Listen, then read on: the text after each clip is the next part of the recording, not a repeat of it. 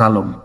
Bapak, Ibu, saudara-saudara yang diberkati Tuhan. Kita bertemu kembali dalam seri pelajaran firman Tuhan hari ini. Senin, tanggal 9 bulan Februari tahun ke-2026.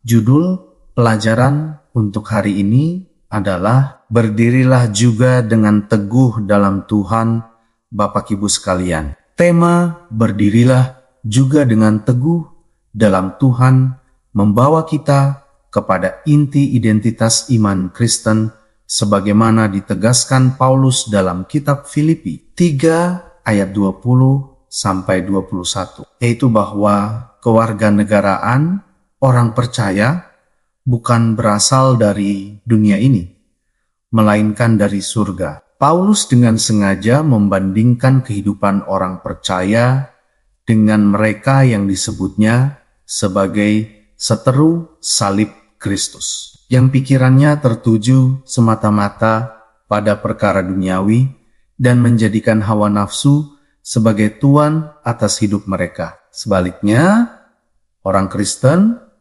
hidup di bawah pemerintahan Raja Surgawi, Yesus Kristus, yang menentukan nilai, arah, dan tujuan hidup mereka. Kewarganegaraan surgawi ini bukan konsep abstrak, melainkan realitas rohani yang membentuk cara berpikir, bersikap, dan mengambil keputusan di tengah dunia yang rapuh. Dengan identitas inilah Paulus mengajak jemaat untuk berdiri teguh, tidak larut dalam arus dunia, dan tetap setia kepada Tuhan. Saudara-saudara, Paulus kemudian mengaitkan kewarganegaraan surgawi dengan pengharapan akan perubahan tubuh.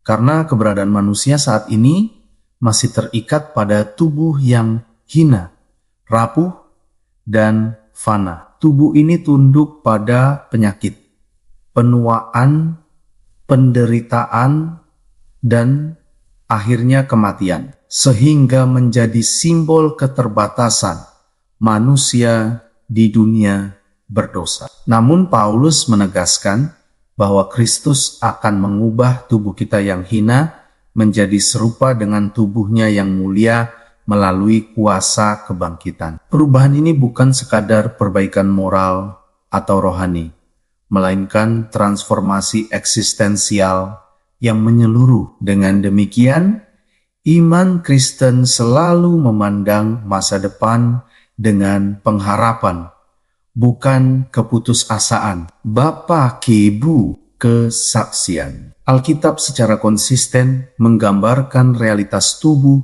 yang dimuliakan sebagai dasar pengharapan umat Allah sepanjang zaman. Ayub dengan iman menyatakan bahwa ia akan melihat Allah dengan matanya sendiri, menegaskan kesinambungan identitas pribadi dalam kebangkitan. Yesus yang bangkit menampakkan tubuh yang nyata dan dapat disentuh, menunjukkan bahwa kebangkitan bukan ilusi atau simbol semata. Paulus dalam kitab 1 Korintus 15 menjelaskan bahwa tubuh yang ditaburkan dalam kebinasaan akan dibangkitkan dalam kemuliaan. Dari yang alamiah menjadi rohaniah, dan dari yang fana menjadi tidak fana. Kitab Kolose 3 ayat 4 menegaskan bahwa kemuliaan orang percaya akan dinyatakan bersama Kristus pada saat kedatangannya. Saudara yang kekasih,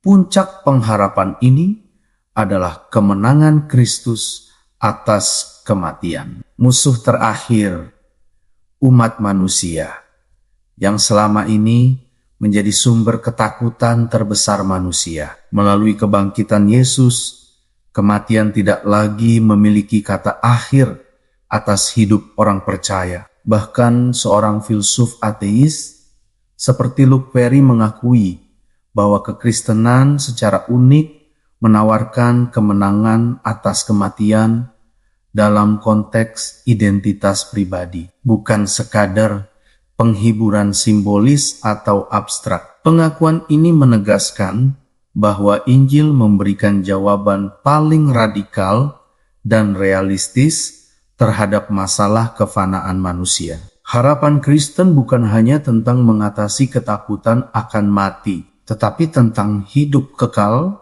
dalam keberadaan yang baru dan mulia. Saudara sekalian, sebagai kesimpulan pelajaran hari ini bahwa kewarganegaraan surgawi adalah fondasi yang menopang seluruh iman Kristen, karena di dalamnya terkandung janji kebangkitan, kehidupan kekal, dan kemenangan atas kematian. Tanpa janji ini, pengorbanan Kristus disalib kehilangan makna terdalamnya, dan iman menjadi sekadar etika atau filsafat hidup dunia ini dengan segala tawaran kenikmatan, pencapaian, dan keamanan semu tidak pernah sepadan dengan harga yang telah dibayar Kristus bagi keselamatan manusia. Oleh sebab itu, berdiri teguh dalam Tuhan berarti hidup berakar pada pengharapan kekal, bukan terikat pada yang sementara. Dengan pandangan ini, orang percaya dipanggil untuk setia, berani, dan konsisten sambil menantikan penggenapan janji Allah yang mulia. Bapak, Ibu, dan saudara-saudara yang diberkati Tuhan. Sampai di sini pelajaran firman Tuhan untuk hari ini. Terima kasih sudah turut belajar bersama-sama dengan kami. Sampai bertemu kembali pada pelajaran-pelajaran berikutnya. Tuhan memberkati kita semuanya.